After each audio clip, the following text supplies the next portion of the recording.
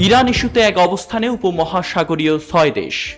মধ্যপ্রাচ্যে উত্তেজনা আরও বাড়ছে। ইরানের সাম্প্রতিক সামরিক তৎপরতা ও আঞ্চলিক প্রভাব বিস্তারের বিরুদ্ধে এক অবস্থানে এসেছে উপমহাসাগরীয় অঞ্চলের 6টি দেশ। গালফ কর্পোরেশন কাউন্সিল জিসিসি তাদের দেয়া এক বিবৃতিতে জানিয়েছে, সংগঠনটির কোনো সদস্য দেশের উপর হামলা হলে পুরো জিসিসি এর উপর হামলা বলে ধরে নেওয়া হবে। গত রোববার সৌদি আরব, সংযুক্ত আরব আমিরাত, বাহরাইন, কুয়েত, কাতার ও ওমান জিসিসি এর বৈঠকে বসে। তারা ইরানের পরবর্তী সামরিক হামলার পর আঞ্চলিক নিরাপত্তা ও প্রজাতন্ত্রের স্বার্থ রক্ষা করার জন্য প্রতিক্রিয়া জানানোর বিষয়ে একত্রিত বিবৃতি দিয়েছেন। তারা বলেছে, তারা নিজেদের নিরাপত্তা ও সার্বভৌমত্ব রক্ষা করতে প্রয়োজনীয় পদক্ষেপ নিতে প্রস্তুত এবং ইরানের হুমকির বিরুদ্ধে তাদের আইনি অধিকার প্রয়োগ করবে, বিশেষত আত্মরক্ষার পরিস্থিতিতে।